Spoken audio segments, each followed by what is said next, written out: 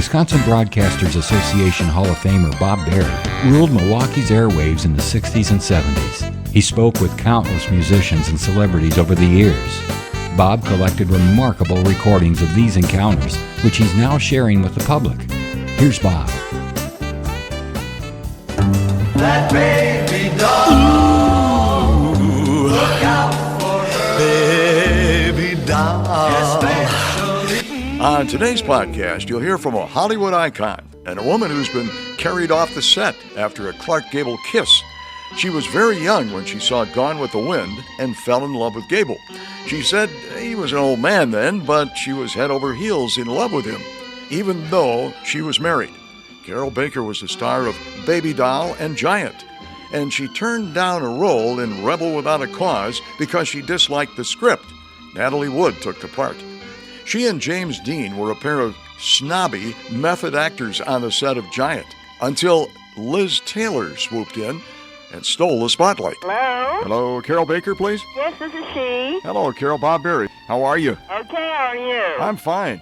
This is a real pleasure talking to you because I saw most of your, well, of course, the big movies. I saw Baby Doll, Harlow, Carpetbaggers, and really enjoyed you and always thought of you as a sex symbol. And I guess I find out now that maybe that wasn't an image that you particularly liked. No, I certainly didn't like it at the time. You know, it's interesting. I just have my autobiography out, and it took me 2.5 years to write. And, of course, this is one of the questions that I had to really ask myself. And I sort of asked myself, well, why didn't I enjoy it at the time? Because I must tell you that now that I'm older and I look back on it, I think, well, it could have been much more fun. Maybe I was too serious as a young woman.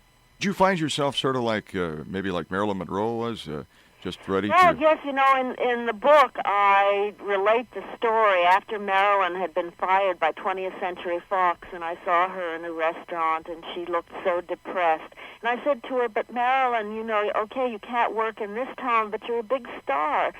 Get away. Go to Europe. They'll throw flowers at your feet, and they'll give you work. And I think some years later, I remembered that advice for myself, and because I had a wonderful life and a wonderful career in European films, and that was sort of the thing that brought me around again.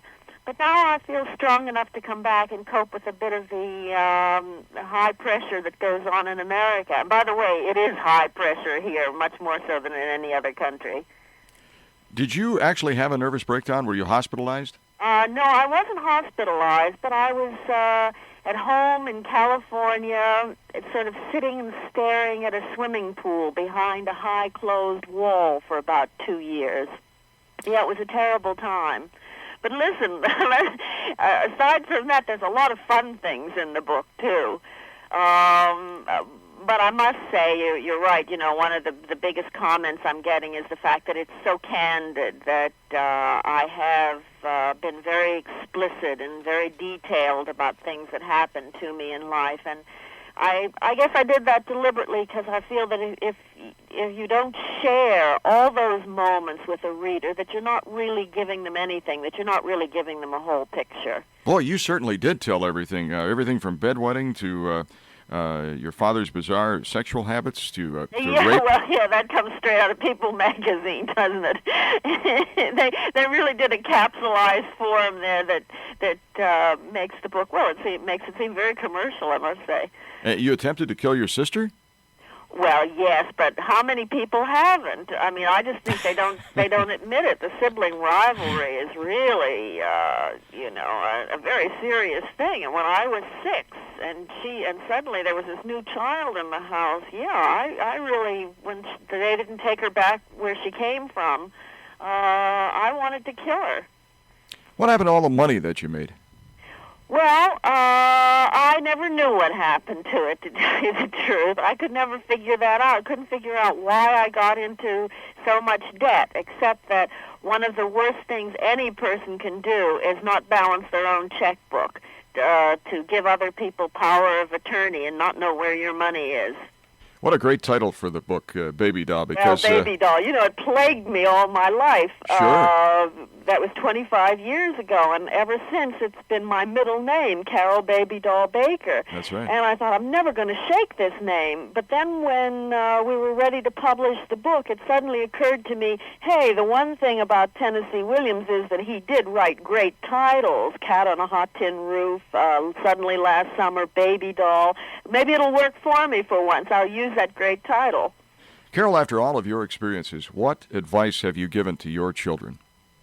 Well, the unfortunate thing about life is that there's not a great deal of advice you can give to your children. It seems like human beings, instead of having a genetic memory, have to learn everything from the beginning. And we'd like to save our children from, all the trials and tribulations of life. And the sad thing is that we stand by and we see that they have to learn for themselves, make their own mistakes.